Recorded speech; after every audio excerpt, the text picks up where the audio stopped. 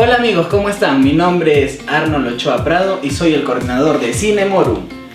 Bienvenidos a este nuevo espacio de entretenimiento sano llamado Divercine. Aquí podrás apreciar los cortometrajes, documentales y o películas realizadas por la Red Nacional del Grupo Chasqui. No olvides que al final de este espacio tendremos un conversatorio con los productores o algunos actores que realizaron estas producciones. Así que sin más preámbulos, los invitamos a ver este hermoso documental por los 50 años del terremoto en Ancash, llamado 50 años del terremoto en San Jacinto. Este documental fue producido por el señor Enrique Mejía Alday y, como bien sabemos, esta catástrofe ocurrió un 31 de mayo de 1970 a las 3:25 de la tarde aproximadamente. Ahora pónganse cómodos y en familia los invitamos a disfrutar de este interesante documental.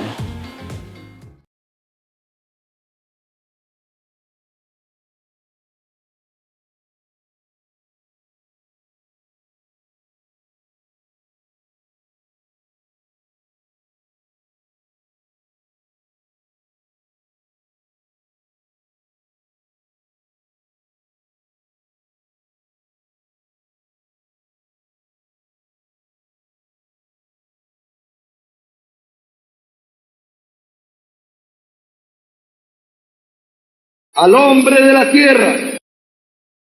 Ahora le podemos decir en alta voz, inmortal y libertaria como Tupamaru: campesino, el patrón ya no comerá más su pobreza. Estábamos viviendo los meses de una efervescencia social y política con la revolución del general Velasco Alvarado y todo lo que suponía la esperanza de un cambio económico y social en la vida del país. En San Jacinto se vivía un poco la necesidad de conocer el diagnóstico de esta empresa, de esta población, de esta sociedad. Era parte integrante del grupo de personas comprometidas a hacer el trabajo de censo a fin de sacar ese diagnóstico al que me refiero para saber la realidad de San Jacinto. Era pasado el mediodía, habíamos efectuado una labor, a mí me había correspondido censar la parte de Cocharcas. Llegando a mi casa, que vivía yo en Ancón, me tomé mi duchazo y no quise almorzar y me fui a descansar. Estaba en esa situación de descanso cuando ocurrió el terremoto. He sentido el movimiento y que comenzaba a caerse parte del techo, casas de adobe. A mí me tocó comandar un grupo de trabajo en Motocachi y después de almorzar nos sentamos en la placita a retomar un poco. Entonces más o menos 3:30, 20 para las 4, estábamos sentados en las banquitas de la placita y empieza el trepidar, ¿no? Desde los cerros primero. El día del terremoto quedé a irme con un amigo por el tubo bajo, por el grifo. Sí, entonces, al pasar yendo de aquí, yo quería llamar al amigo que aquí ¿cómo se llama? Al lado del portón que vivía la casa esa casa grande, que ahí vivía mi amigo Santiago Castillo. Entonces quedamos con él para irnos a donde habíamos quedado, por allá por el tubo. Pero en la puerta de su casa estaban sus dos hijas con sus amigos, dos amigos conversando ahí, y me lo negaron. Me dijeron que no estaba. Le digo, pero si he quedado llamarlo a las 3. Entonces me dijo que no está, señor. Bueno, me porfiaron, me fui. Entonces, al llegar al Barrio Nuevo, a la casa de mi cuñada, que en paz descanse, me ocurrió entrar al baño. En eso que estaba en el baño, me gritaban, ellas estaban en su cama, en su cuarto, conversando ahí con sus hijos, salí embalado yo, pues, y en la puerta me choco con una señora porque no se veía absolutamente nada. El movimiento se inicia fuerte, ¿no? Y a nosotros nos sobresaltó que estábamos sentados en las banquitas de cemento, pero más que todo fue el trepidar de los cerros, o sea, todas las rocas, las piedras que se desprendían de las alturas con un ruido pero ensordecedor, ¿no? Y encima la tierra, el viento. Estábamos nosotros en mi casa, en mi hogar con mi esposo y sus amigos escuchando el partido de México 70. Mis hijitos habían salido a ver, porque en ese entonces solamente la familia Collantes tenían televisor. Ellos fueron a ver el partido por ahí, escurriéndose para ver el partido, cuando en eso empieza el zamaqueo.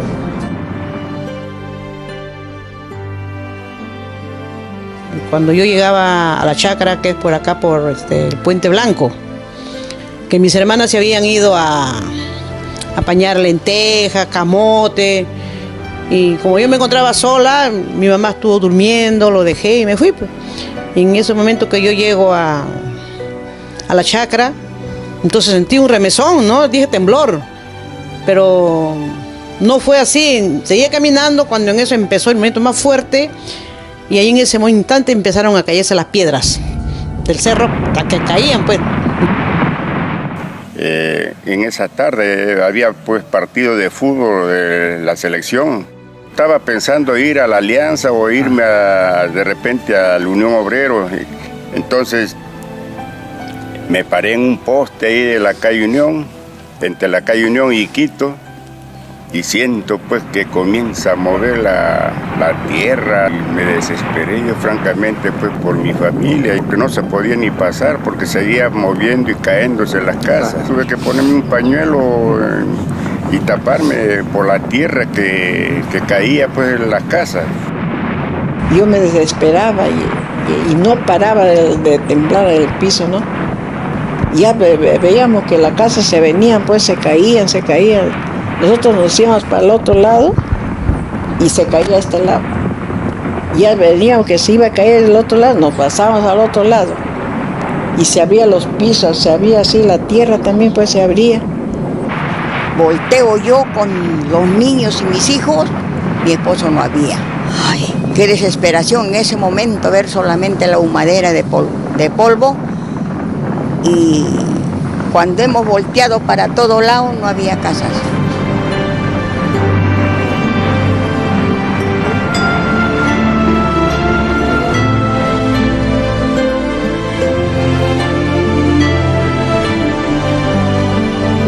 Yo recogí casi a todititos los niñitos de ahí de ese barrio. Cada uno salíamos a buscar a su familia. Yo a mi esposo, y mi esposo sale gritando yo pues por su nombre, Eusebio. Ay, mis hijitos, mi papá ya lo aplastó, ya la casa, el terremoto ya lo aplastó. Y cuando en eso él sale, pero todo como si hubiera salido de la tumba, todo embarrado, todo de tierra polvadera. Me dice, Filo, mis hijos, acá están, mis hijos están acá, ¿tú a dónde? Como yo he entrado a la cocina a ver a mi hijo Percy, porque lo vi que había entrado, pero él como chiquillo salió corriendo y vio que las paredes del cuarto se habían venido abajo. Pensó él que su papá había estado ahí. No, mi mamá sí era bien más fuerte, que puede decir que nosotros no salió. Cuando empezó a temblar más, dice que en vez de salir hacia afuera, se metió a la cocina. Dijo, va a pasar nuevamente, entra a la cocina y se cae la pared que es de la cocina. Y al regresar nuevamente para la sala, se cae la pared de la calle, de la sala, ¿no?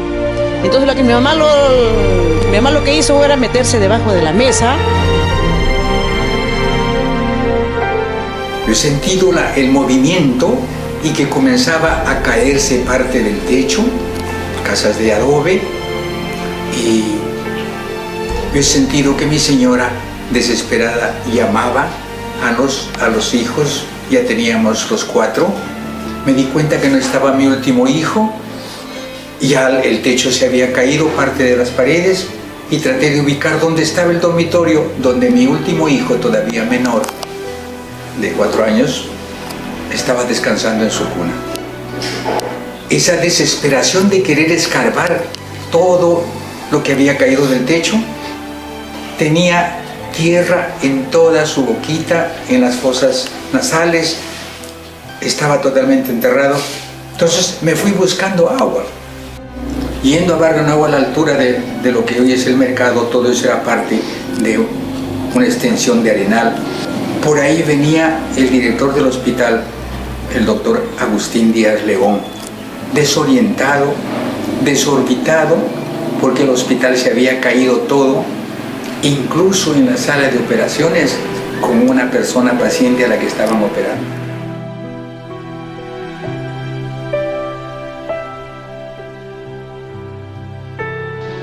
Ese día estábamos escuchando el partido de fútbol de México y faltando 5 minutos me llamaron por una emergencia. Entonces terminé el partido, recurrí al llamado y era un caso de una paciente que necesitaba una intervención quirúrgica. De tal manera que fuimos corriendo y al momento de entregarme los papeles decía la hora exacta, a las 3:23 de la tarde, en que se empezó a mover la tierra como una descosida. Nos dio tiempo a mí y 4 personas más retirarnos corriendo a la mitad del jardín y ahí pasamos todo el acontecimiento. Fue una cosa terrible, aparte del movimiento que se caía todo a nuestro alrededor, vino una nube de ceniza que se había acumulado en el techo del edificio nuevo del hospital que casi nos ahoga. Pero pasó eso y todo era una desgracia. No había nada de San Jacinto, tan antiguo. Estaba con 4 personas, con Mili Cervera como auxiliar de enfermería, con Marcos Mamani, que era personal de limpieza, y yo y la gorda Herminia Farroña, que trabajaba en la cocina. Los 4 nos reunimos y resistimos entre lamentaciones y rezos de cada uno de nosotros para que el fenómeno concluya. Y efectivamente pasó. Salimos a ver lo que quedaba de San Jacinto y no había nada. Todo era escombros, muertes, preocupación, gritos de todos lados. Fue una desgracia que a nadie se le desea en ningún pueblo de Perú.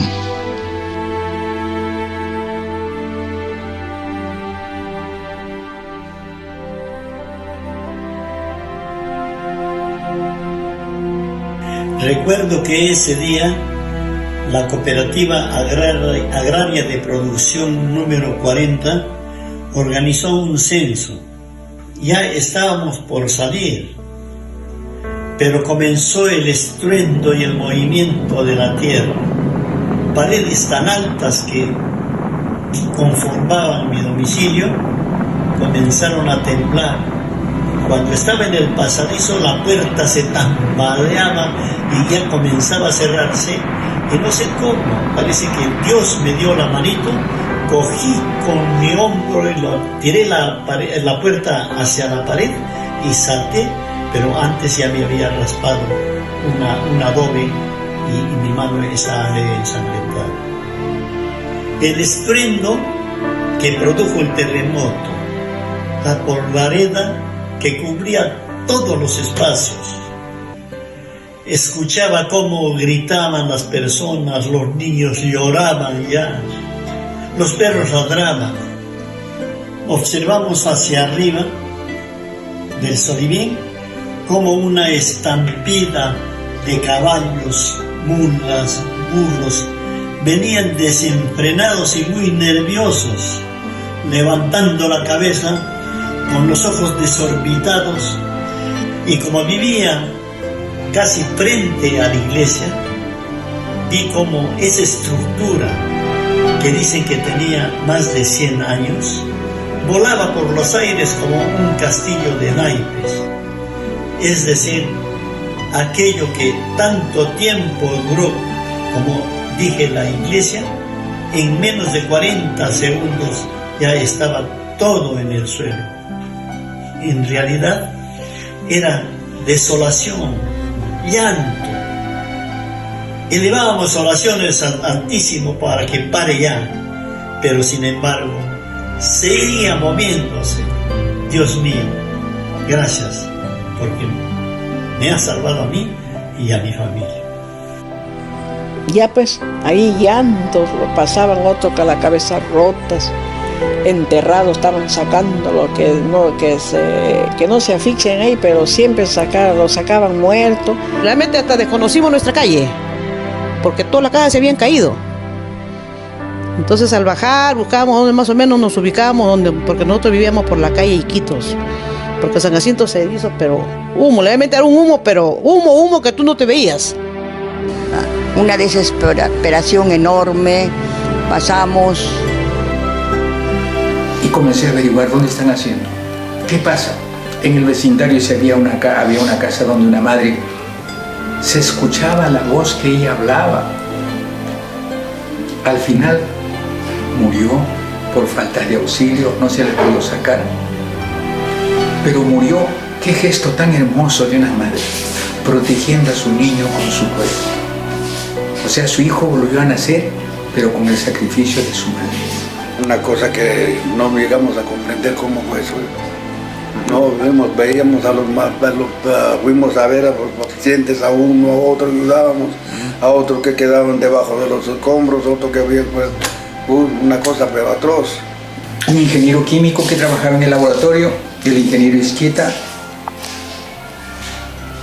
estaba buscando desesperadamente una grúa, cualquier tipo de máquina para levantar el techo aligerado de la casa donde vivía y en la cual había quedado atrapada su sobrina.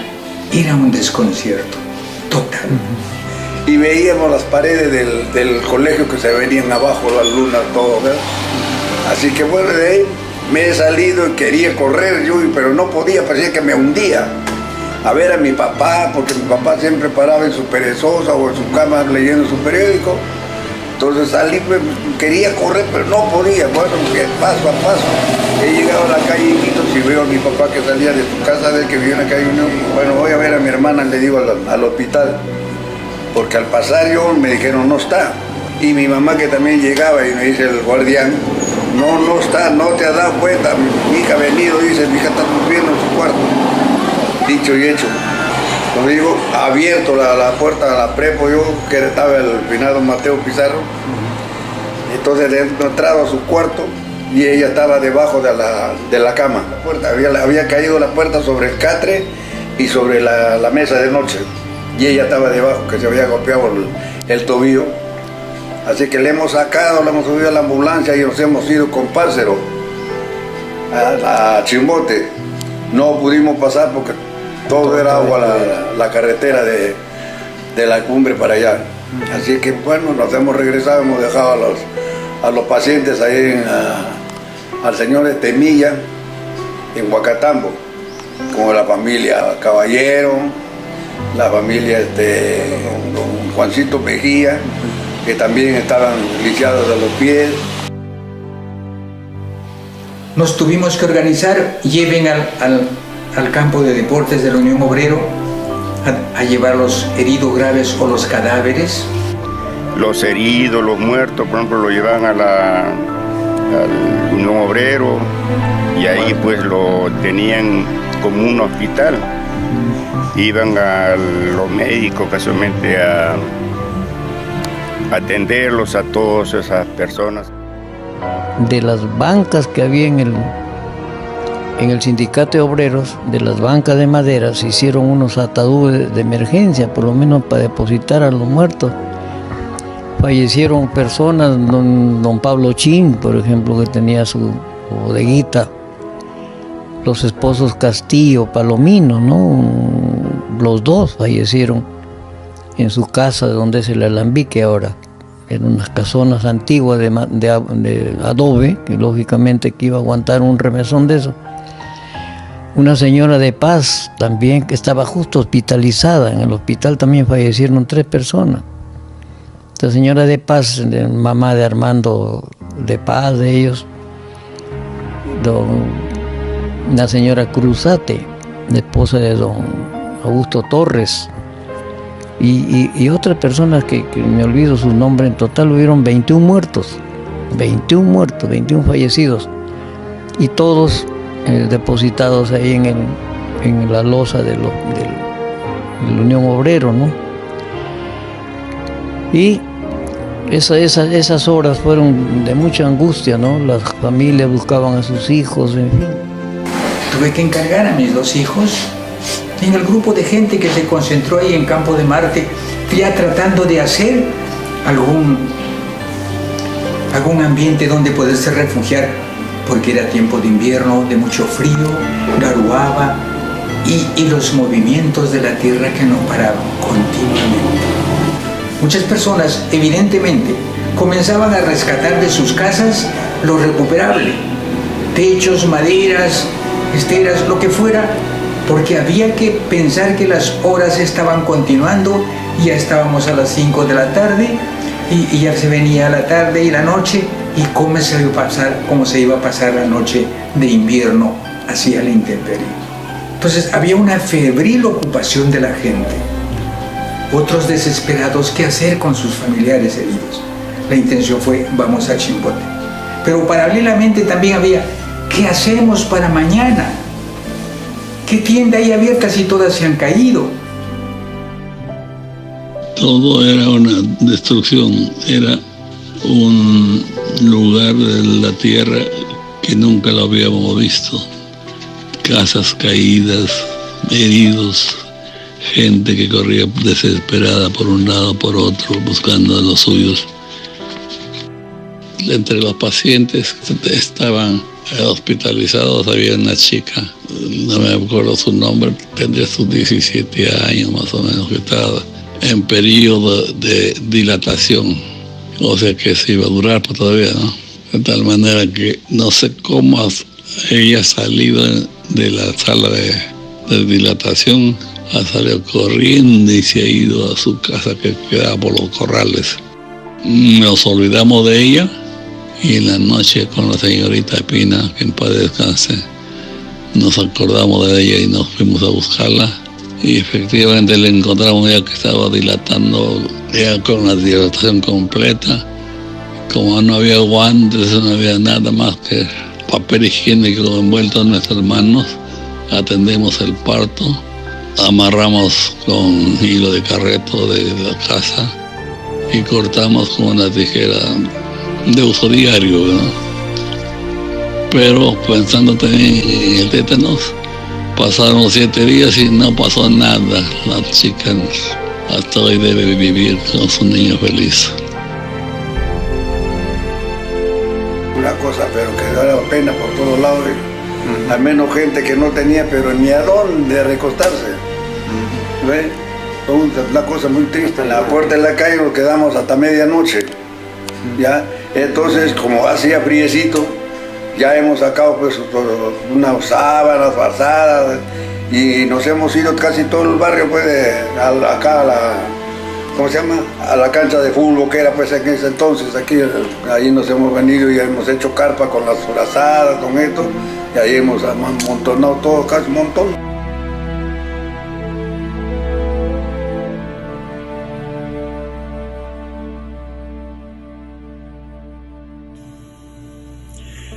Antes que llegue la noche, retornamos a nuestros domicilios, Fernando y yo.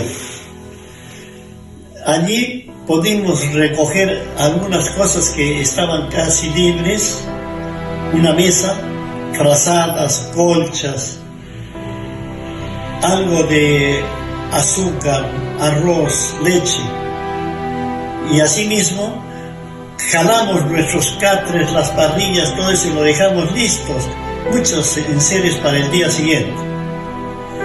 Fuimos al campo de Marte donde estábamos congregados y allí pues pasamos una noche terrible. Los niños gritaban, gemían, lloraban, es decir, pobrecitos cómo sufrían.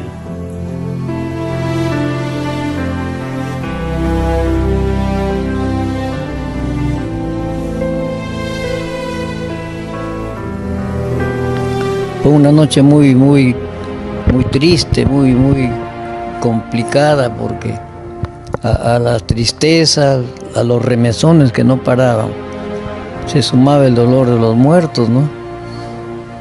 Y lo más patético fue cuando donde fue el hospital, tuvieron que ir a levantar los pedazos de tierra y sacar a los fallecidos.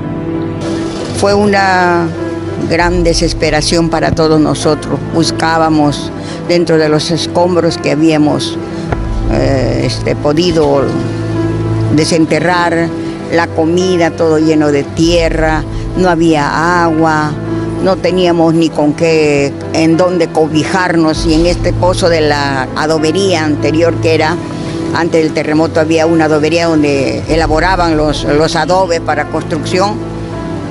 Ahí en esos pozos nos refugiamos a dormir, nosotros amontonaditos con nuestros niños, con nuestros hijos, muchos vecinos, pero no teníamos nada que sacar de adentro porque la tierra seguía temblando, teníamos temor a que vuelva a enterrarse las cosas, pero ya desgraciadamente pasamos como 3, 4 días, recién pudimos alcanzar un poco de agua, de que la gente ya... Toda la noche tembló la tierra, había movimiento tras movimiento, es decir, no conciliamos el sueño. Y al día siguiente nos dimos cuenta que estábamos como en un campo de concentración, la gente en un espacio pequeño, y es decir, qué cantidad de los que vivíamos para esa zona. O sea, que vivimos un momento terrible esa noche después del sismo. Dentro de esa tristeza, esa fue una noche muy triste, muy dolorosa. En oscuras, obviamente no había la luz, se había roto toda la cablería. Las tiendas que existieron ya estaban todas enterradas. No había ni fósforo para prender una vela, aparte que quién se iba a imaginar, y nadie teníamos vela porque todos vivíamos con luz. Fue una noche muy dura, muy dolorosa. Al día siguiente amaneció y todos desconcertados siempre. El hambre sobre todo, no había nada que comer. Las tiendas que existieron, la gente desesperada trató de remover los escombros y de alguna forma conseguían galletas, cosas, ¿no? Y nadie lo miraba pues como saqueo, simplemente era una necesidad. Y el esfuerzo de levantar los escombros para conseguir algo. Entonces levantamos una carpita ahí nos reunimos con mi vecina, y llegaban más, decían, ay señora, no tenemos a dónde dormir, no tenemos nada, vamos acá. Entonces no dormíamos así echados, dormíamos sentaditos, así toditos ahí, amanecíamos así, los bebitos más ahí echaditos y nosotros sentados.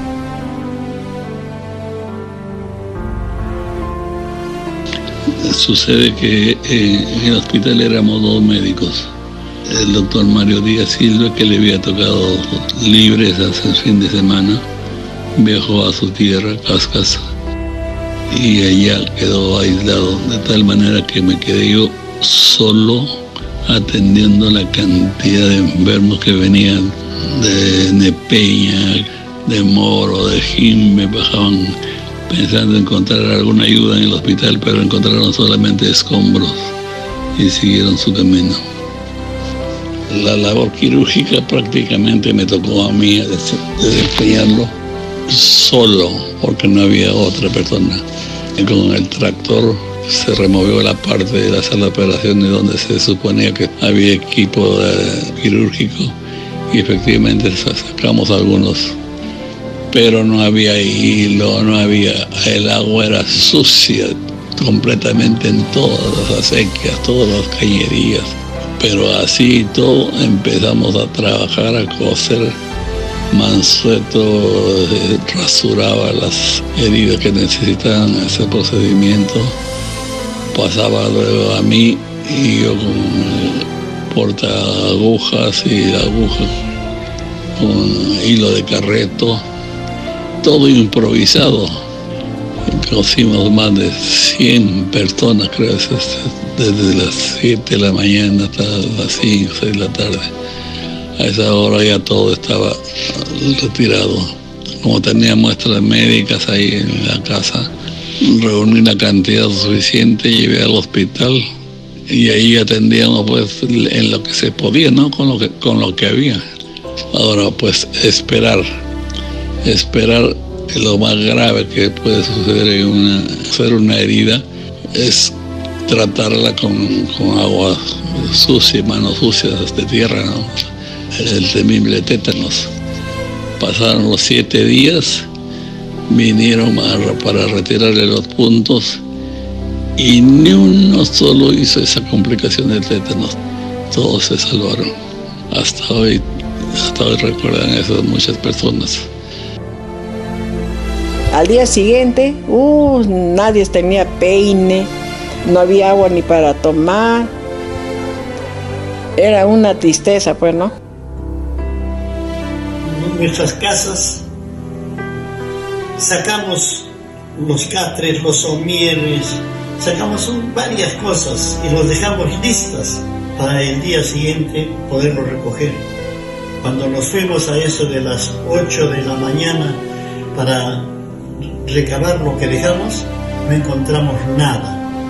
Lo habían saqueado todo, es decir, nos dejaron en la cochina calle. Salieron hablando con micros que ya el que han salido, que no entren a su casa porque el que no se ha caído la casa, que no entren porque en un momento u otro puede ver, siempre temblaba, cada 5 minutos temblaba pues.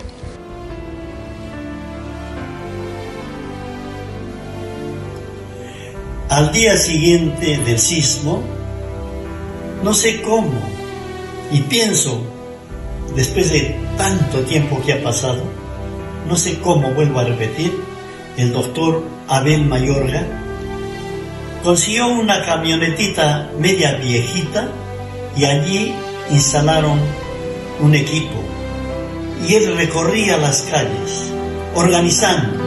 Decía, ustedes pueden congregarse en el campo de Marte, allí hay buen espacio, apóyense unos a otros.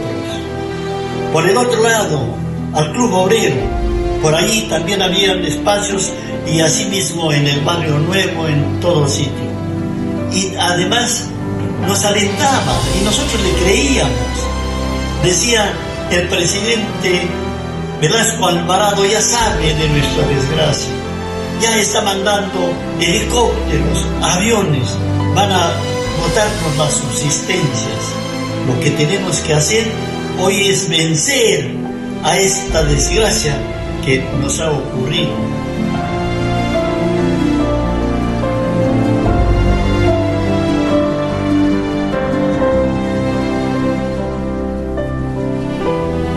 En la noche, para pasar la noche, pues hicimos un techo improvisado de ramas y de la casa sacamos una alfombra, jalándola de un cantito con Beni, con los vecinos, y lo pusimos en el gras y ahí nos tendimos pues como una bagacera de gente, de canto a canto. Unos roncaban, otros se reían, otros lloraban, de todo había pues en esos casos, ¿no?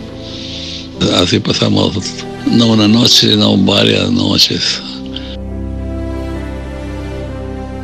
No me acuerdo qué cooperativa ha sido del norte, no sé si Tuzmán o Pocayaltí o no sé. Mandaron como 5 o 6 reses vivas. Entonces han sacrificado y ha servido pues para la alimentación para unos días, ¿no? Pero ya la gente empezó a construir sus casas provisionales todo el día y toda la noche se oía golpes de martillo, clavos, personas que pedían una u otra cosa, pues y se levantó el nuevo San Jacinto, pues.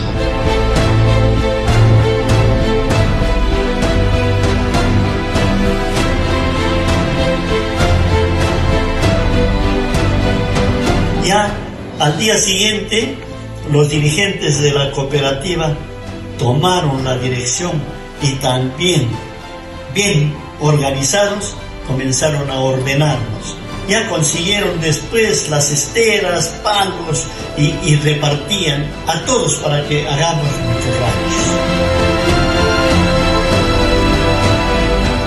Entonces nos ubicamos, otra gente de Barrio Nuevo se ubicaron así parte de abajo, y nosotros que vivíamos arriba nos ubicamos antes era la cancha de fútbol, ahí nos ubicamos, toditos ahí sentaditos ahí, y comenzó a caer aguacero también ese día. Después de que pasó el terremoto, hemos hecho una carpa en Progreso. Ahí hicimos una carpa con esteras, con calaminas que comenzamos a sacar de los techos de la calle Unión. Carencias, bueno, alimentación que de todas maneras sacaban de alguna parte, pues medicinas también mandaban las cooperativas y pueblos hermanos, nos mandaban en cantidad, y armamos un localcito pues que tenía pilares de rieles, un techo ligero, pero era techo al fin. Ahí armamos un pequeño hospital, en un lado atendíamos a los pacientes, en otro lado improvisamos una salita de partos, en otra sala los que necesitaban hospitalización, y se atendía a todo el mundo, sea o no sea cooperativista. No teníamos para qué darle a los niños lloraban todo, pero sí algunas monjitas venían con la avioneta, nos venían a dejar así algo de comer, nos repartían cuáquer, atún, esas cositas para poder nosotros, aunque sea de una u otra manera, darle de comer a nuestros hijos, porque no había nada. Vivíamos en la oscuridad, porque toda la electrificación todito se destruyó. Yo me iba, lo dejaba encargadito ahí en mis hijitos y me iba a buscar pues víveres. Nos íbamos así a la entrada por el cementerio, que venían de Moro, después acá por el puesto también que se iban hacia Chimbote. Nosotros hacíamos parar el carro y que nos den algo, pues, ¿no? Llevaban camote, yuca así para Chimbote, y nos aventaban un saco de yuca para repartirnos así lo que estábamos ahí presentes, ¿no? Muchos amigos, familiares murieron y nosotros no sabíamos porque estábamos todos desubicados. Queríamos ir a buscarlo, pero desconocíamos ya la zona por donde habíamos vivido, porque todo era destrucción. Bueno, no había pues en ese momento recursos económicos como para decir voy a la caja y saco y reparto. No, todo quedó pues, en el piso, ¿no? El término nunca fue más preciso, en el suelo quedó todo San Jacinto. De manera que las oficinas, todo, o sea, eso fue en las primeras horas, ¿no? Primeros días. Hemos pasado tantas necesidades, bueno, de ahí ya, con el tiempo venían ayudas, había cualquier cosa nos proporcionaban, venían trayendo pollo, carne, y así hasta que ya nos hemos tenido que ubicar en los ranchitos que hemos estado viviendo, ¿no? Y eso sí, verdad, es triste, pero de otra manera, mucha familia ha sufrido y bastante, eso es doloroso, que haya perdido su familia.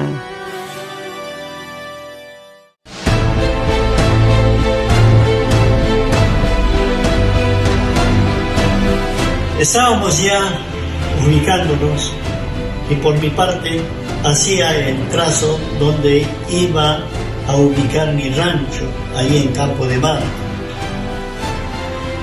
Pero comenzó una bulla, gritaba la gente, y unos decían, ya viene el Solibín, ya viene el Solibín. Y yo dejé botado mi pico y mi pala, corrí al espacio donde estaba mi familia.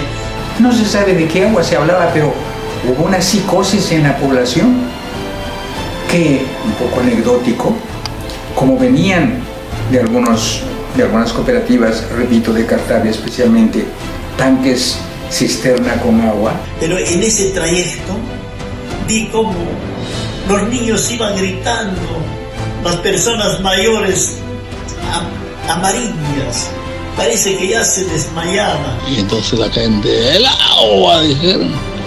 Y todos creyeron que era el agua de Solibín y corrieron a salvarse la vida en los cerros aledaños, ¿no?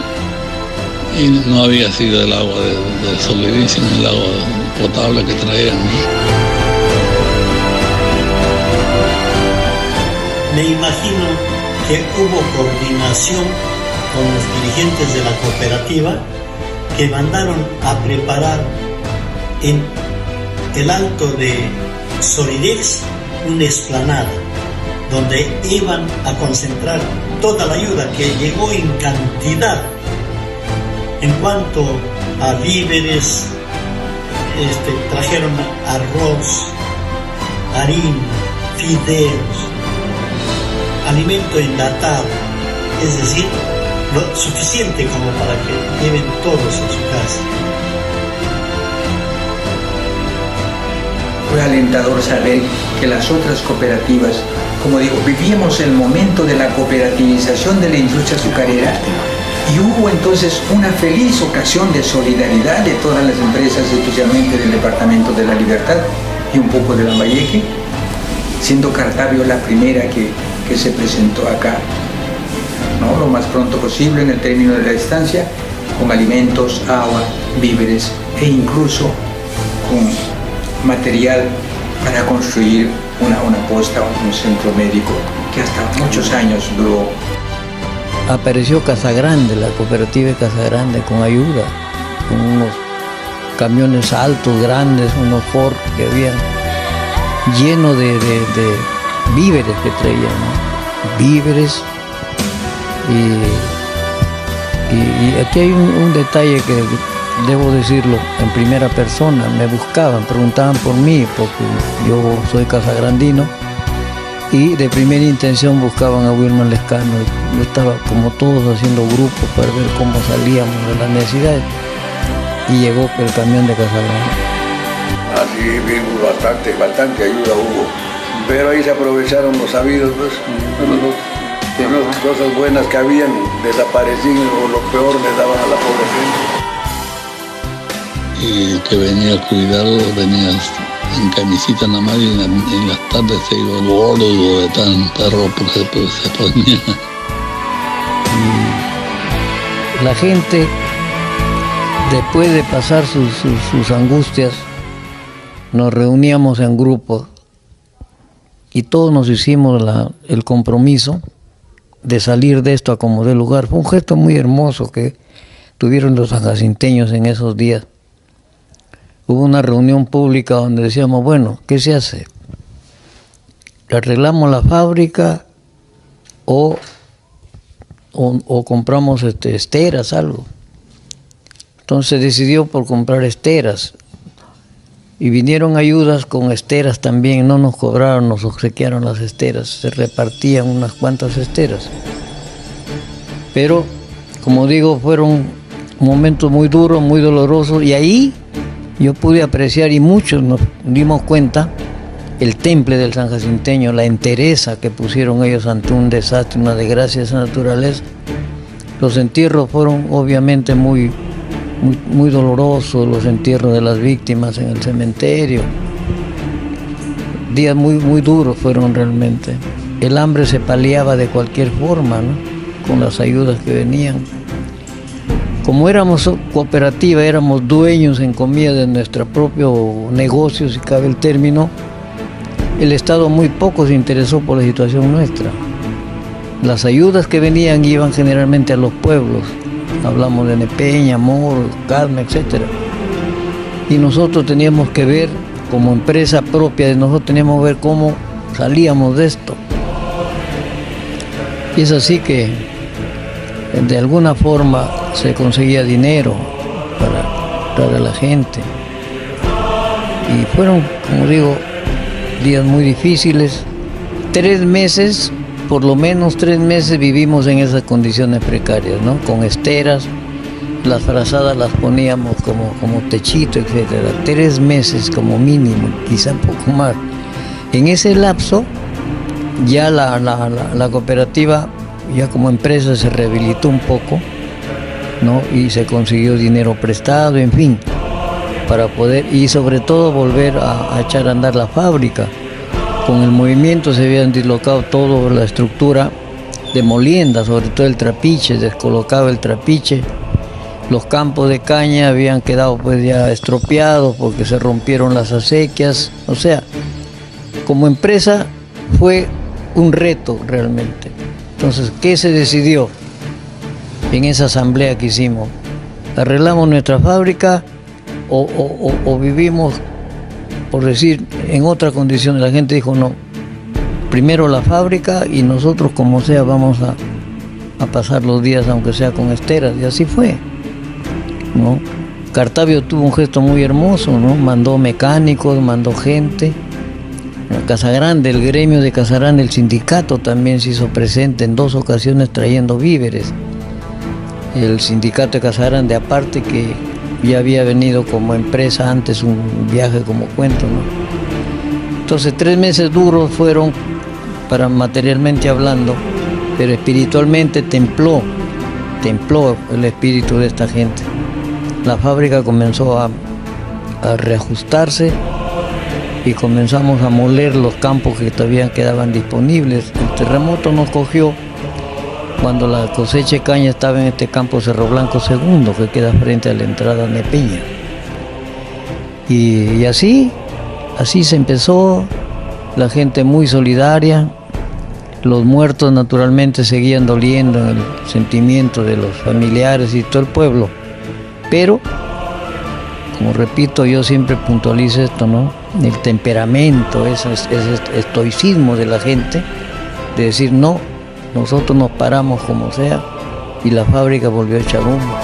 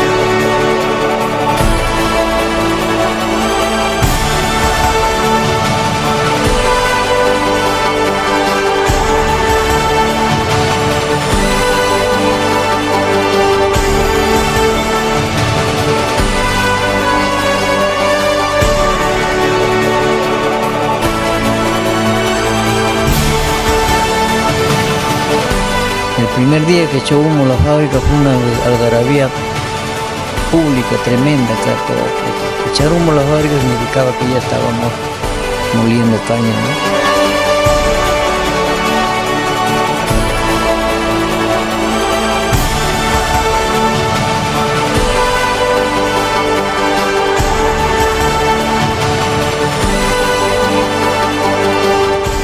Esta demostración que dieron sus padres y abuelos de esos tiempos es lo que a San Jacinto le ha permitido volver a pararse y volver a estar dentro de la historia de estas tierras como un símbolo realmente, como un símbolo. Y eso es un orgullo para todos los sanjacinteños oriundos y los que como nosotros somos hijos adoptivos, si cabe el término, ¿no? De manera que esos jóvenes hay que decirles que lo primero que tienen ellos que reconocer es de que una actitud como esta para sus padres tuvieron gestos muy hermosos, muy heroicos y de mucho valor para todos.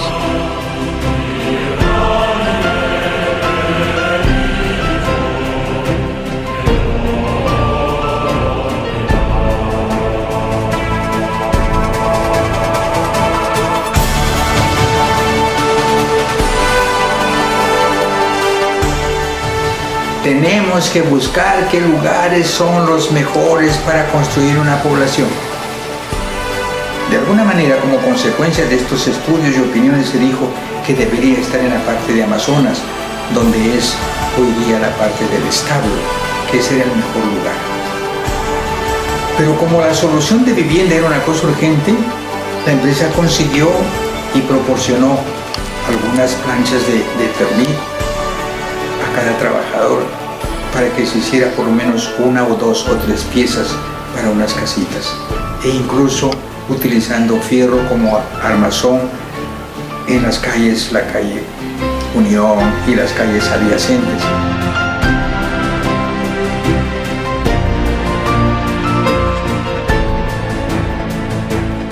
Claro que muchos no han visto, ¿no? La gente joven no han visto lo que ha sido un terremoto. Nosotros hemos sufrido demasiado, mucho, para el día del terremoto del 70. Y yo, pues, cualquier movimiento así, nosotros ya ahora estamos nerviosos porque hemos visto destruir a nuestro pueblo, a nuestra tierra.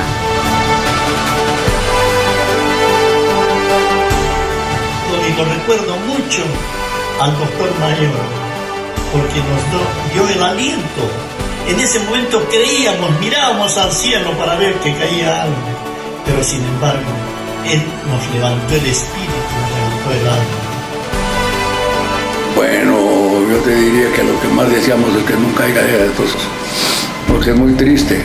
Muchos han perdido la vida y es muy triste llegar a ver esos casos de aquellos tiempos. A mí me da mucho miedo. Se puede decir, a la mayor parte de San Jacinto hemos pasado ese trauma de ver. ¿Quién va a querer pasar que se caiga tu casa dentro encima, perder a tu familia? A nadie puede, eso duele, ¿no? Es doloroso lo que pasamos, hemos pasado realmente nosotros.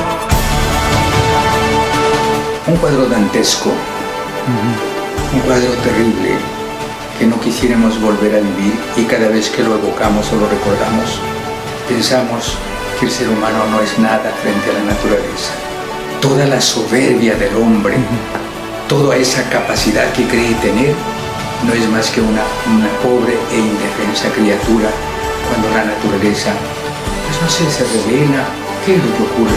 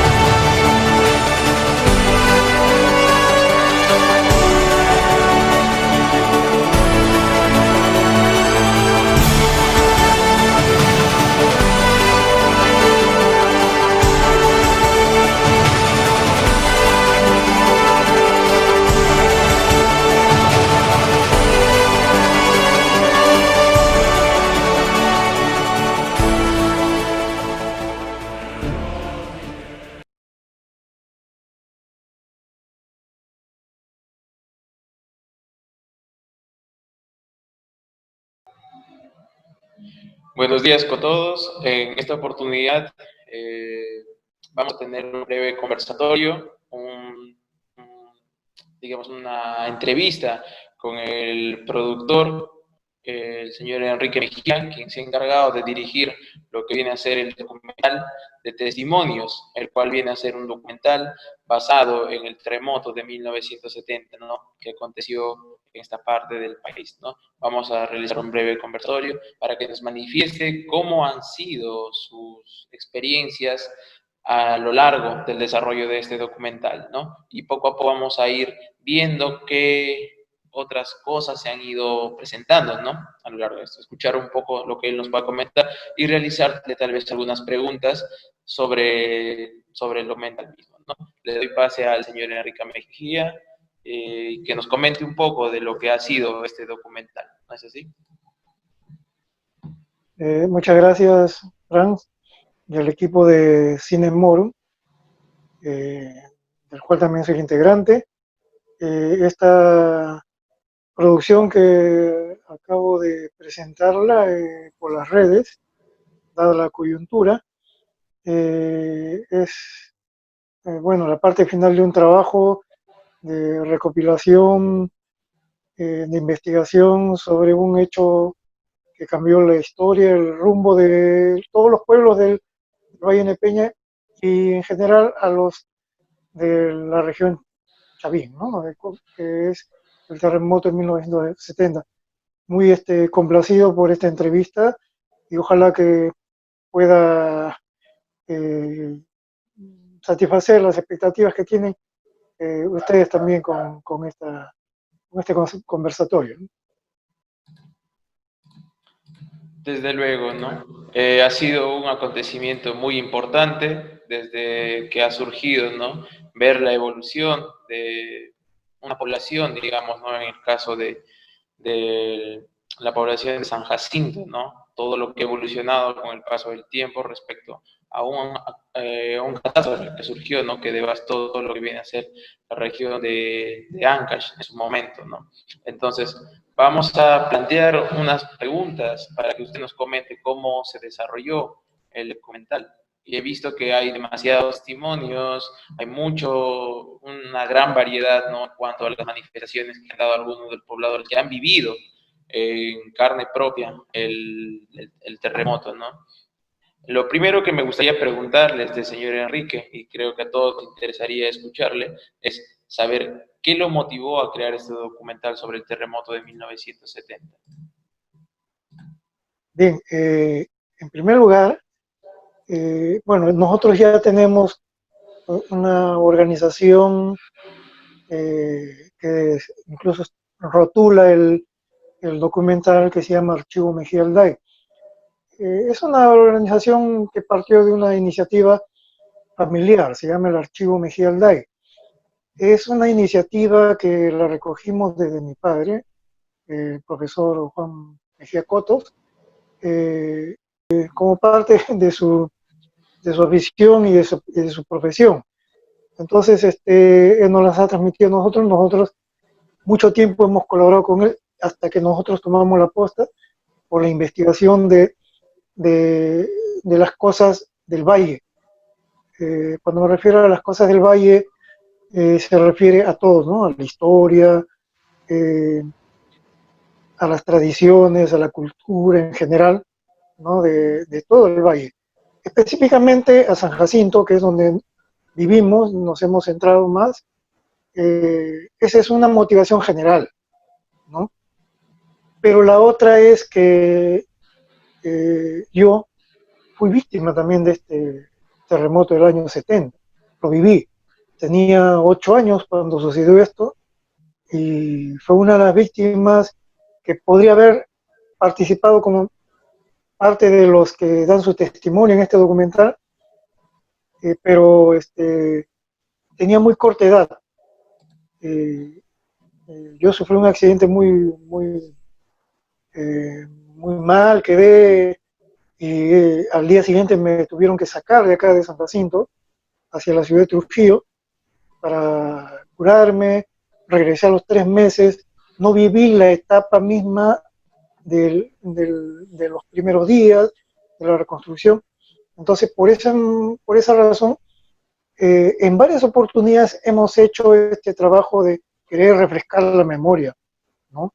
En las diferentes oportunidades que me ha tocado hacer algo para recordar este acontecimiento, lo he hecho. Algunos testimonios que muestro aquí han sido trabajos hechos cuando yo trabajaba en el área de imagen en la municipalidad. Yo las he registrado con la colaboración de 2 personas en 2 periodos de mi trabajo, y a los cuales tengo que agradecer al señor Omar González y a Rubén Ramos. Yo he conservado esas imágenes tal como como se han quedado, como los testimonios, eso grabado, y la parte de las fotografías que prácticamente grafican el documental, sí es un trabajo de recopilación propio del archivo Mejía Aldaya. Entonces es un trabajo de años que hemos registrado, hemos ido buscando negativos, fotografías, ordenando, organizándolos, y bueno, en realidad el trabajo iba a ser un trabajo, iba a ser un libro, ¿no? Pero a finales de año del 2019 empecé a organizarlo, pero empezó el tema esto de la pandemia, de la cuarentena, se cerraron los negocios y se cerraron los negocios de las imprentas y se quedó en nada.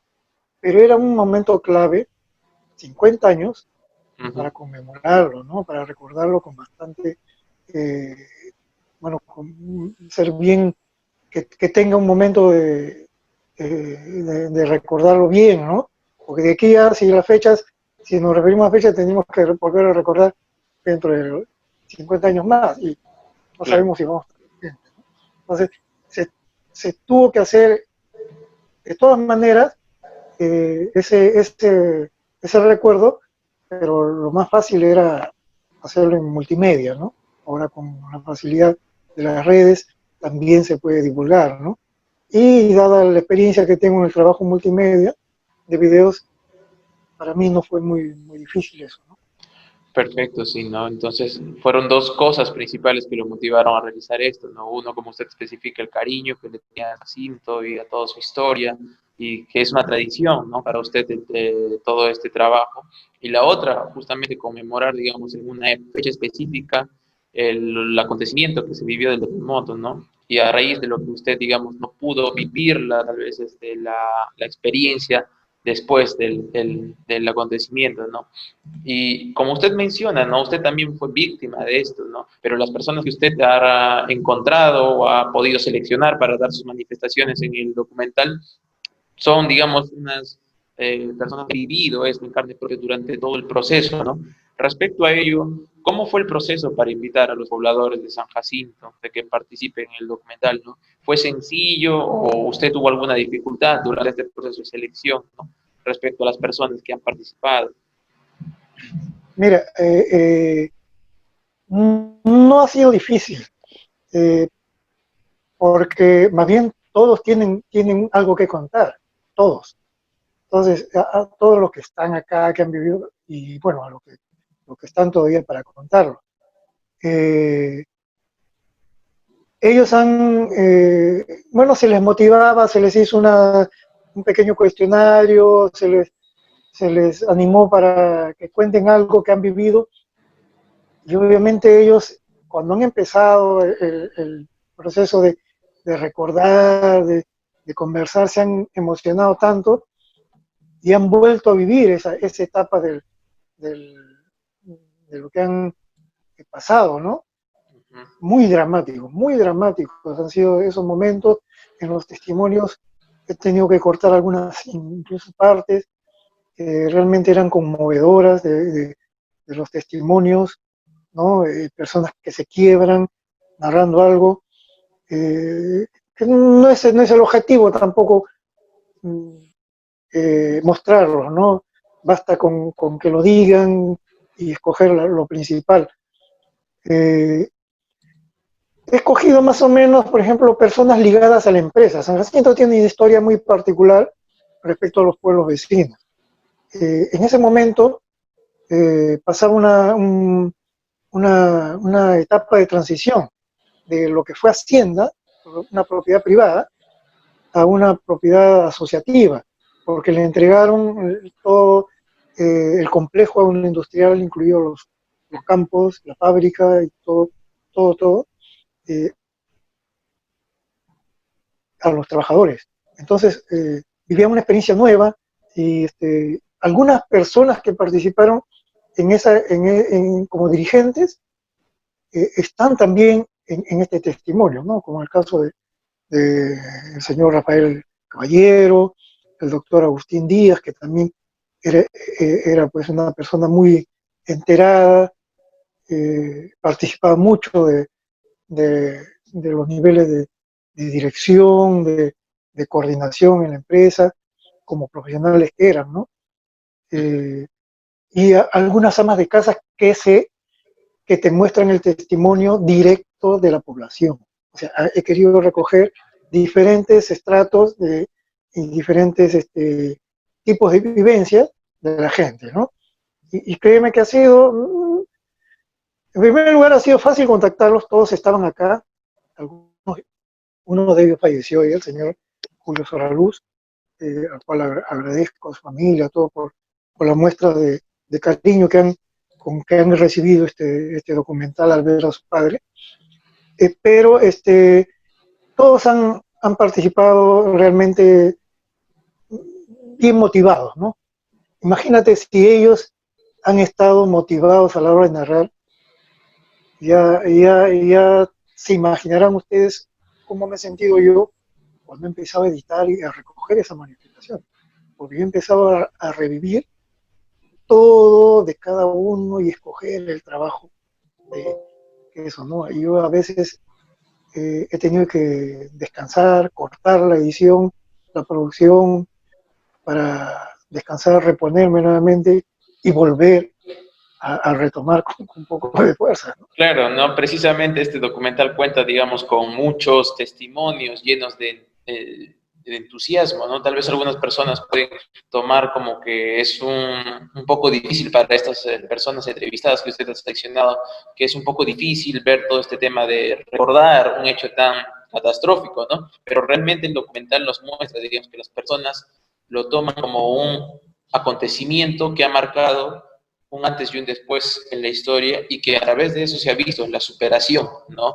Los propios pobladores, de los propios habitantes, de la gente, de la unión, del trabajo cooperativo, ¿no? Y de cómo, a pesar de que todos estos problemas pueden surgir a raíz de esta catástrofe, las mismas personas pueden llegar a sobrellevarlo, ¿no? Y a poder superarlo, ¿no? Esa es una de las cosas que más resalta dentro del documental, ¿no? Y aparte, como usted también manifestaba, que ha podido seleccionar a personas que lo han vivido y a personas que han estado involucrados de primera mano en este acontecimiento, ¿no? Al doctor, como usted mencionaba, al doctor Agustín Díaz, ¿no? Pero por ahí recuerdo que vi también al profesor Héctor Vera, ¿no? Algunos pobladores que han cedido, por ejemplo, algunos espacios para que algunos puedan dormir, ¿no? Cuando hubo cuando el primer día, ¿no? A la intemperie, cuando ya no quedaba nada, ¿no? O sea, como esa ayuda mutua que se han dado todos, ¿no? Y a partir de ello, por ejemplo, viendo el documental, hubieron acontecimientos muy grandes, ¿no? Ahí podemos podemos ver que el documental se acompaña con imágenes imágenes fotográficas, hay un archivo o una recopilación archivística, ¿no? Fotográfica de todo el material que se ha tenido, ¿no? Al respecto de ello y ver cómo ha quedado San Jacinto, ¿no? Y a partir de eso mi pregunta sería, ¿no? El primer día obviamente fue el más duro, muchas personas tuvieron que dormir a la intemperie, ¿no? Como sabemos. ¿Cuál fue el testimonio o los testimonios que más le impactaron del día del acontecimiento y después del primer día de eso, ¿no? ¿Cuáles fueron los relatos que más le impactaron, ¿no? Claro, en realidad todos tienen una vivencia particular, ¿no? De la persona, todo, porque esto ha sido un evento que afectó a todos de tal manera que nadie puede decir, bueno, yo no pasó nada conmigo, el resto se asustó, eso, ¿no? Como ahora, ¿no? Estamos viviendo épocas en que algunos dicen, no, bueno, yo me cuido y listo para acá, ¿no? Han habido algunos testimonios, por ejemplo, para mí que me impactó, bueno, en general todos me han impactado, pero hay testimonios particulares, por ejemplo, la del doctor Agustín, ¿no? Ese fin de semana, aquí en la hacienda habían, bueno, en la cooperativa entonces, habían 2 médicos, ¿no? Entonces, los dos de apellido Díaz, el doctor Mario y el doctor Agustín, los dos naturales de Cascas, y uno de ellos me tomó un descanso el fin de semana y estuvo por su pueblo. El doctor Agustín se quedó solo, ¿no? Él tuvo que recurrir bueno, a un doble esfuerzo porque su familia también estaba afectada, ¿no? Entonces tenía que atender a la urgencia de su familia y la urgencia de toda la población. Y él manifiesta que no solamente fue la población, venían de todo, de todos los distritos, venían de Moro, de Peña, de Jimbe, de todo, pensando porque aquí en San Jacinto existía un hospital con camas para internamiento, todo, sala de operaciones, todo existía. Mire, hace 50 años, ¿no? Y entonces, él con tal dramatismo cuenta cómo curaban las heridas, ¿no? Con agujas que habían logrado sacar de la sala de operaciones, con hilos de coser domésticos, ¿no? Con agua sucia, todo un drama, y que felizmente nadie, según él, ninguno tuvo tétano a los 7 días, ¿no? Una parturienta que esa noche mismo dio a luz, ¿no? Entonces fueron a buscarla, ella se escapó del hospital. Esa parte del testimonio, por ejemplo, es una parte muy gráfica de lo que sucede en una parte de la población. Pero, por ejemplo, nos contaba también el señor Soraluz, por ejemplo, cómo es, ¿no? Cómo es la vida. Él había concertado un paseo, una salida dominical con un amigo, ¿no? Se iban a retirar al campo porque es una zona por donde él trabajó después, ¿no? Tenía su tallercito ahí de enllante, de desenllante, de reparaciones. Entonces se iban a ir a caminar con una persona, pasó por su casa, ¿no? Y dice que le dijeron que no estaba, ¿no? Seguramente estaba descansando, esa hora, pues 3 de la tarde, domingo, todo el que menos toma su descanso, o qué estarían haciendo. Y bueno, pasó. Después dice que sucedió el terremoto y una de las víctimas fue esa persona que él fue a buscar y, y bueno, le dijeron que no estaba en su casa. Él dice, lo negaron. Bueno, son cosas que han sucedido, o sea, si tú vieras cómo lo relatan, y bueno, se puede ver en las filmaciones, ¿no? Porque son grabaciones de video, ¿no? El señor Caballero, el profesor Héctor Vera, ¿no? Ellos son personas que no, el profesor Héctor Vera estaba muy joven, él vino acá a San Jacinto a enseñar y ellos habían realizado un censo ese mismo día y ya habían entregado sus trabajos, se habían ido a su casa, bueno, se ponían algunos a descansar, otros a ver el partido del Mundial, que juega México con Rusia.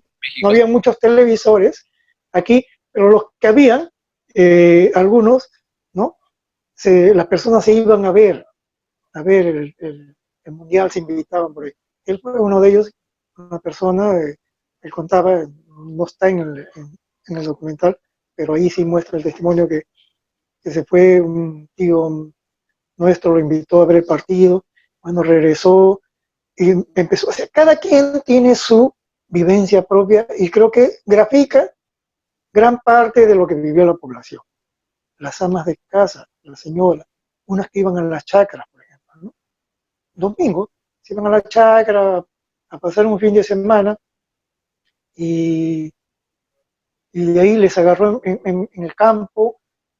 Cuando han regresado a San Jacinto, no han encontrado San Jacinto. Yo creo que esa es una vivencia muy común, no solamente en San Jacinto, más bien en San Jacinto son pocas, pero por ejemplo en Moro, en Jimbe, en Peña, en otros sitios de zonas rurales, creo que esa sí la vivencia. Cuando han regresado a su pueblo, a su casa, no han encontrado nada, han desconocido todo, ¿no? O sea, los testimonios son muy impactantes. Yo creo que todos, cada quien, ¿no? Cada quien. La otra señora que nos hablaba que recién tenía su hijita de días, ¿no? Entonces, cada quien son impactantes y al día siguiente, ¿no? Con la emoción que nos cuenta, por ejemplo, el profesor Héctor Vera, ¿no? Que decía que el doctor Abel Mayorga, un odontólogo muy conocido acá en San Jacinto, ya fallecido, ¿no? No sabe cómo se agenció de un equipito, lo montó en una camioneta y empezó a la población a levantar el ánimo, a decirle, ya el presidente de la República, Velasco Alvarado, tiene conocimiento de nuestra desgracia, ya van a venir aviones, helicópteros. Motivaba. Motivaba, calmaba a la gente, le daba una luz de esperanza para que pueda seguir. En realidad, las imágenes, yo no las voy a contar porque ahí ustedes pueden ver, ¿no? Fue un desastre, pero completo. San Jacinto quedó en ruinas totales, así como todos los pueblos de este valle, ¿no? Sí, por supuesto, porque dentro de los acontecimientos, a ver, una de las manifestaciones, al menos en lo personal, que yo pude ver, es cuando en parte del documental el doctor Agustín Díaz, ¿no? Manifiesta que fue tan impactante que ya a tal punto que él era un doctor, ¿no? Entonces él manifiesta que hubo un punto en el que dijo, lo único que nos quedaba era rezar, y era un testimonio impactante, ¿no? Por ejemplo, si no me equivoco, del señor Rafael Caballero, si no me equivoco, menciona que tuvo que sacar a uno de sus hijos que estaban dentro de los escombros y vio cómo estaba con los, digamos, todo cubierto de tierra. Hubo padres que tuvieron que desenterrar a sus hijos, ¿no? Hubieron muchos acontecimientos, ¿no? Los cuales fueron tremendos, ¿no? Algunos, creo, si no me equivoco, hubo uno de los entrevistados que mencionó, por ejemplo, qué tan impactante le resultaba cuando la iglesia, ¿no?, de San Jacinto se derrumbaba, ¿no? Vio como una imponente estructura de casi 100 años caía y se hacía polvo en cuestión de segundos, ¿no? O sea, manifestaciones que impactan, ¿no? De las personas que tienen esas vivencias, ¿no? Como muchos manifestaban que habían nubes de ceniza y polvo, ¿no? Caídas de tierra, las casas se caían como si fueran, qué sé yo, como cosas simples, ¿no? Al soplarlo, ¿no? Eh, los animales, cómo, ¿no? Dijeron que había una movilización tremenda de caballos, burros, mulas, los perros que ladraban, etcétera, ¿no? Entonces, claro, increíble, ¿no? Además que se improvisaron, si no me equivoco, menciono una parte también donde se improvisaron ataúdes de madera, ¿no? Que tenían que hacerlo, improvisarlo para no dejar a las personas que habían fallecido, ¿no? Entonces todo eso es impactante, ¿no? Algunos también manifestaban, si no me equivoco, ahí en parte del documental, cómo se tenían que ocultar los primeros días o se refugiaron, ¿no? En algunos pozos, ¿no? Para claro. poder...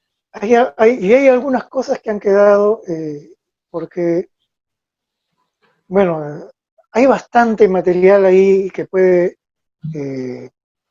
ya graficar, puede recrear qué pasó. En realidad hay bastantes, ¿no? Pero yo buscaba una especial, porque mi padre en ese tiempo era el director de la escuela.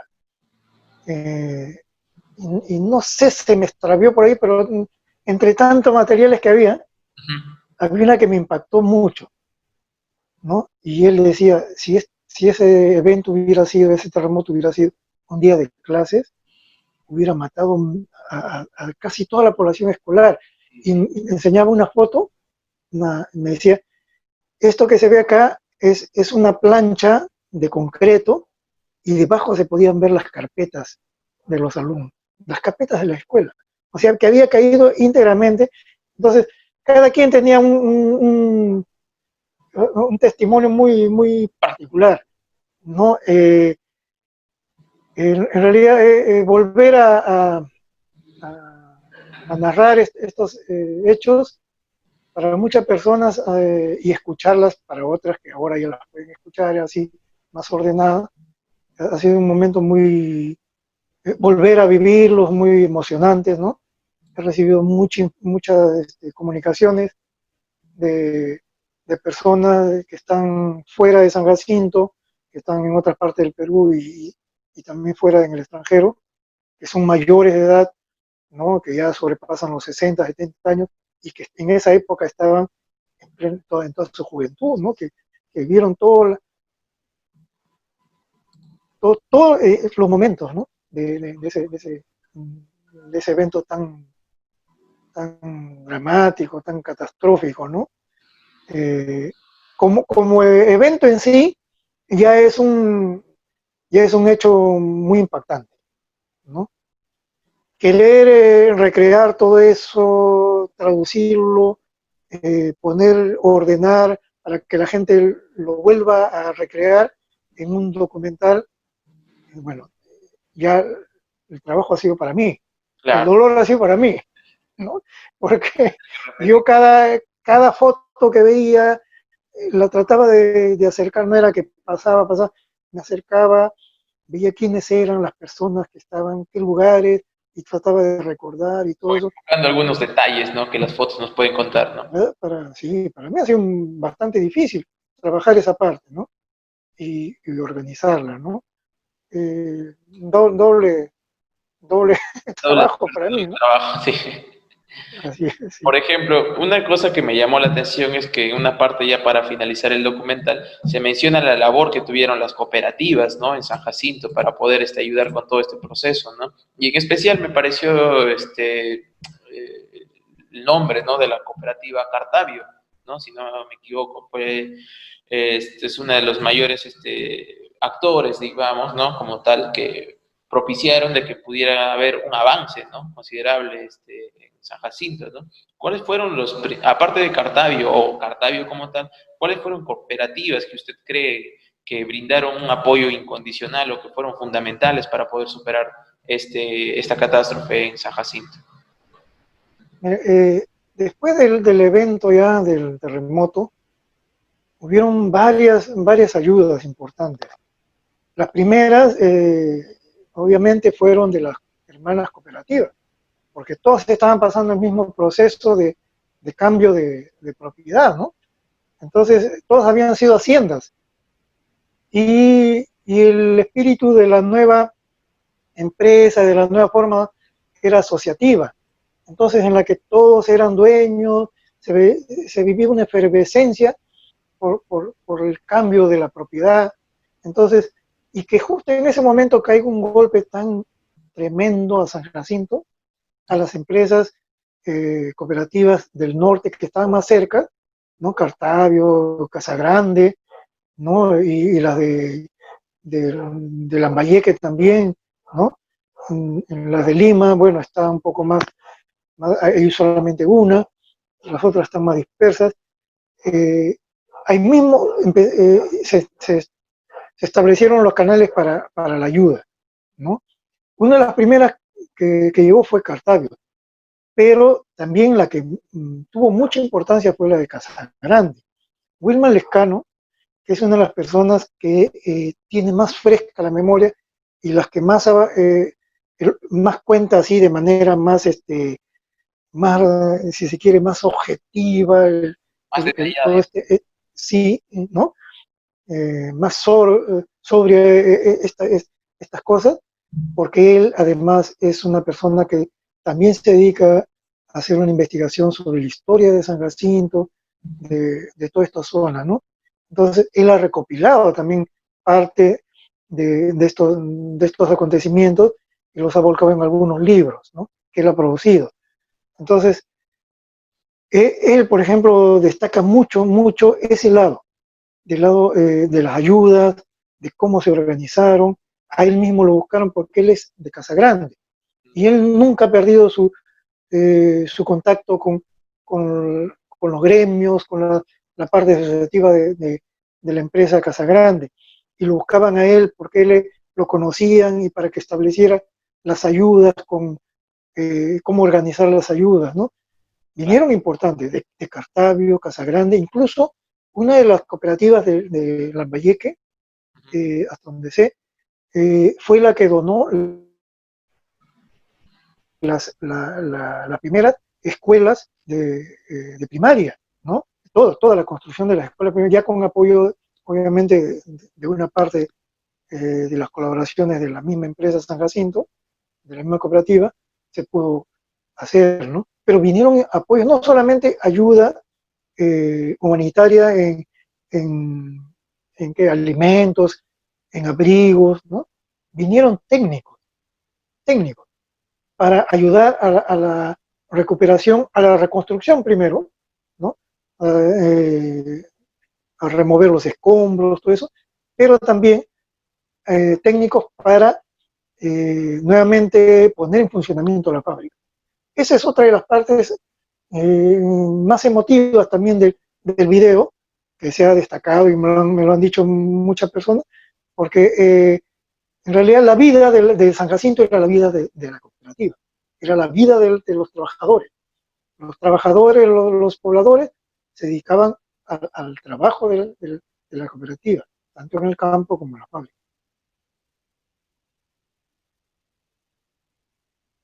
En las fotografías se ha podido manifestar, ¿no? He visto fotografías donde están todos los grupos de personas trabajando para promover, digamos, esta industria, ¿no? La fábrica, ¿no? Se ve un trabajo muy grande, todo eso, ¿no? Y a partir de ello, ¿cómo ha podido movilizarse para lograr que San Jacinto vuelva, digamos, a resurgir de todo esto, ¿no? Y ya, digamos, ya para terminar, porque hay muchas cosas para contar, pero ya para ir cerrando este pequeño conversatorio, ¿no? En el documental, por ejemplo, a través de los diferentes testimonios, ¿no? De las personas, de los habitantes que han vivido eso, se ha mostrado que siempre hubo, digamos, un sentimiento de superación, ¿no? Como lo hemos ido recalcando durante todo el conversatorio, ha habido ese sentimiento por salir adelante, ¿no? Por parte de los habitantes de San Jacinto. ¿Usted cree que esto lo hace como un caso diferente al de otros lugares? ¿Siente que San Jacinto ha tenido como que una superación o una respuesta ante esta catástrofe un poco diferente al resto?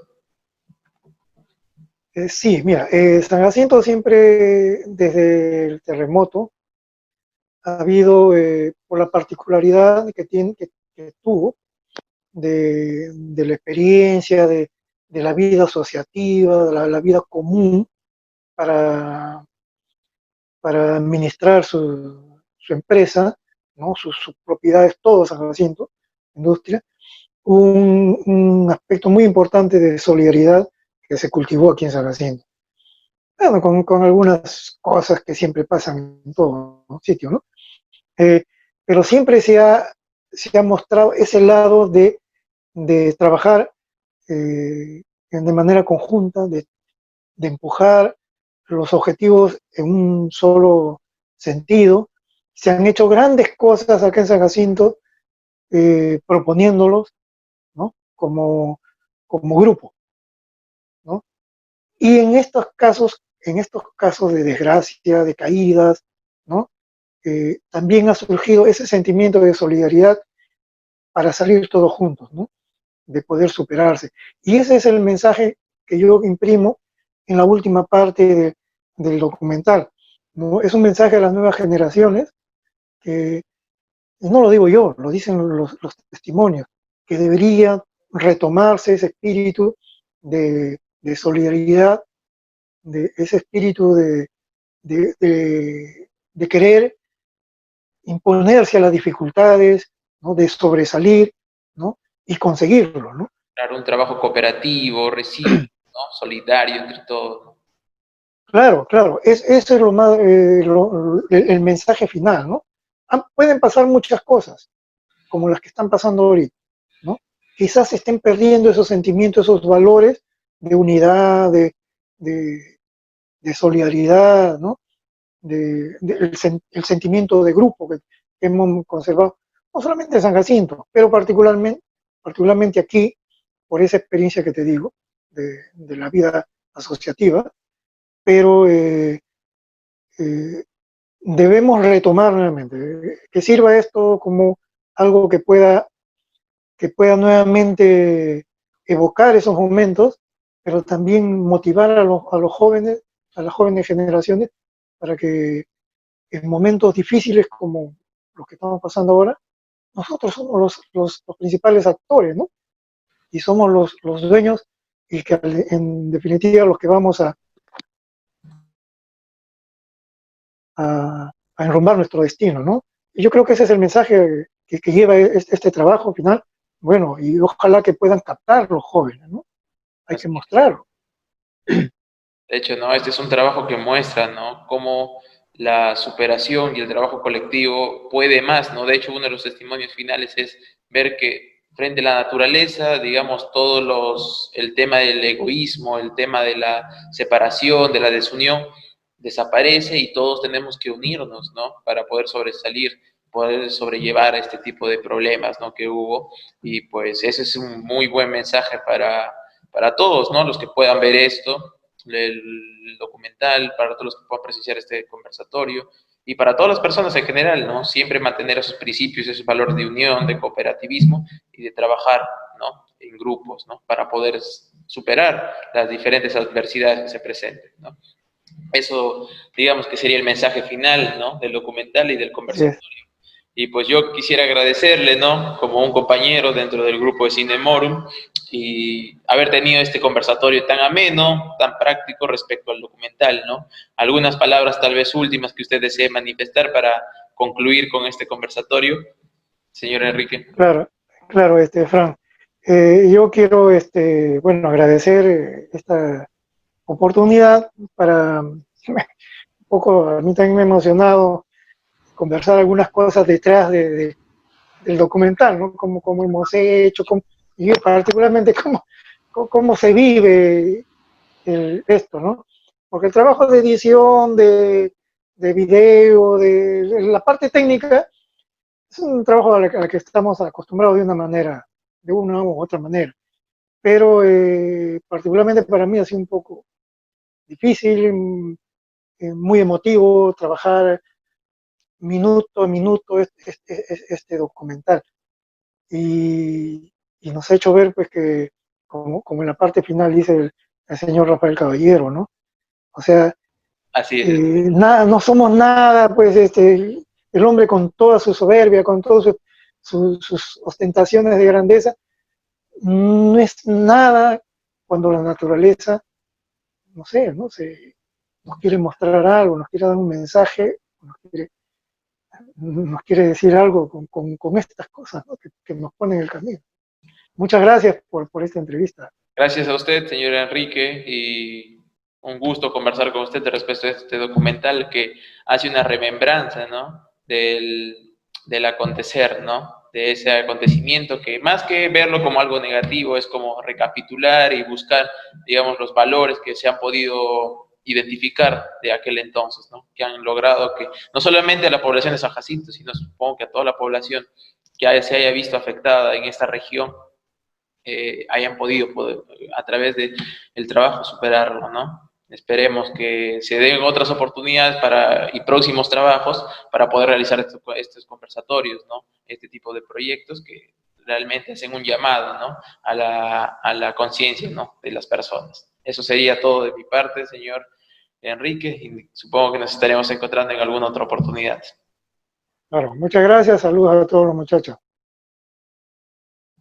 Eso fue todo, un gusto. Bueno amigos, si les gustó este documental, no olviden dejarnos sus comentarios aquí en las cajitas de comentarios y de darnos un like y de compartir nuestra página de Facebook.